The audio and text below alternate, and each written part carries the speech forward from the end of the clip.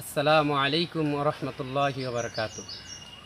সম্মানিত মুআজ্জাজ মুহতারাম, সম্মানিত শ্রোতা ও দর্শক ভাইয়েরা, আমি আপনাদের সম্মুখে আজ যে বিষয় নিয়ে কথা বলতে চাচ্ছি সেটা হচ্ছে দুরূদ শরীফ প্রসঙ্গে। আর দুরূদ শরীফ এটা এমন এক ইবাদত, যেই ইবাদত সম্পর্কে আল্লাহ তাআলা মানুষদেরকে করার জন্য শুধু নির্দেশই করেন নাই, বরং উনি নিজেও ওই আমলটা করেন। তো আল্লাহ তাআলা বলতেছেন, ইন্নাল্লাহা ওয়া মালাইকাতাহু ইউসাল্লুনা আলান নবী ইয়া আইয়ুহাল্লাযীনা আমানু সাল্লু আলাইহি ওয়া সাল্লিমু তাসলিমা। সাদাকাল্লাহুল মাওলানাল আযীম। وقال النبي صلى الله عليه وسلم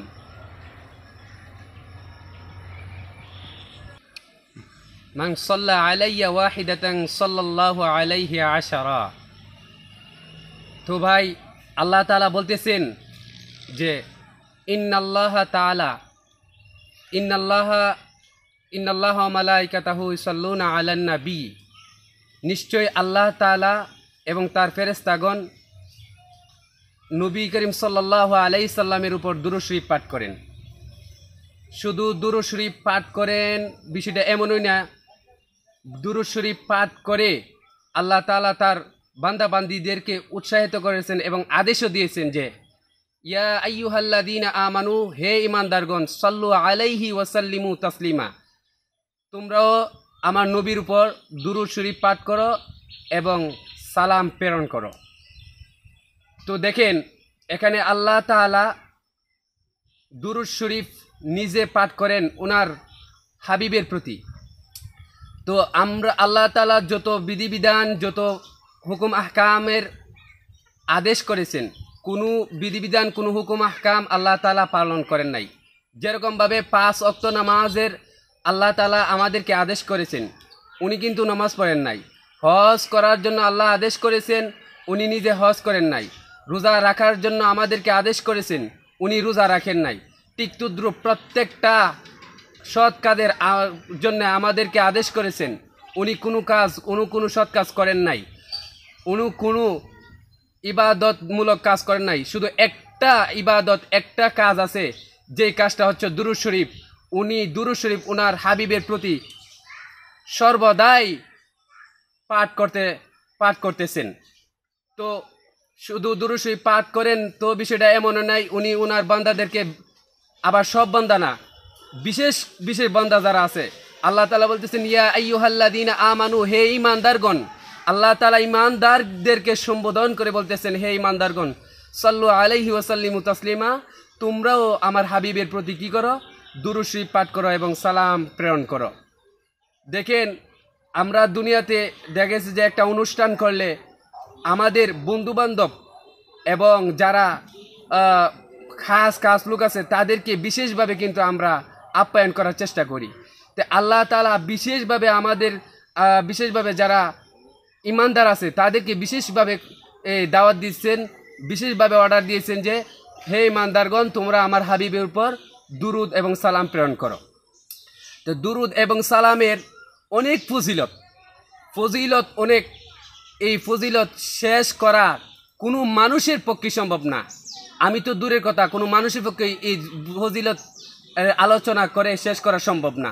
তবু কিঞ্চিত পরিমাণ কথা বলার জন্য চেষ্টা করছি।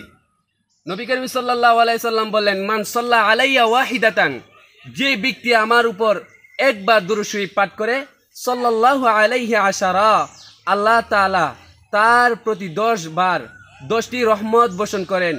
আল্লাহ তাআলা তার 10টির মর্যাদা বাড়িয়ে দেন। আল্লাহ তাআলা তার 10টা গুনাহ মাফ করেন।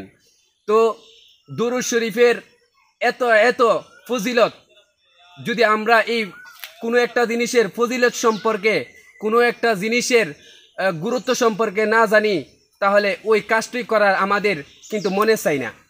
তো দুরূদ শরীফের ফজিলত সম্পর্কেও আমরা অনেকেই জানি না, যেই কারণে আমরা দুরূদ শরীফ পাঠ করতে চাই না। আমাদের মধ্যে অনেকেই আছে যে মাস চলে যায়, বছর চলে যায়, অথচ নবীর উপর একবার দুরূদ শরীফ পড়ার মতো তৌফিক জুটে না। তো দুরূদ শরীফ এর সামান্য একটু গুরুত্ব, সামান্য একটু মহত্ব আমি বলতেছি। আসুন, মনে করেন যে কোনো এক লোক আল্লাহর কাছে চাইল, আল্লাহ আপনি আমাকে মাফ করে দিন। আরেক লোক বলল, আল্লাহ আপনি আমাকে সুস্থতা দান করেন। আরেক লোক বলল, আল্লাহ আপনি আমাকে সম্পদ নামক দৌলত দান করেন। আরেক লোক চাইল, আল্লাহ আপনি আমার মান মর্যাদা বাড়িয়ে দিন। আরেক লোক এরকমভাবে বিভিন্ন লোকে, মনে করেন যে প্রায় শত জিনিস আল্লাহ তাআলার কাছে চাইল। আর একজন মাত্র লোক কোনো কিছু চাইল না, শুধু সে দুরূদ শরীফই পাঠ করলো।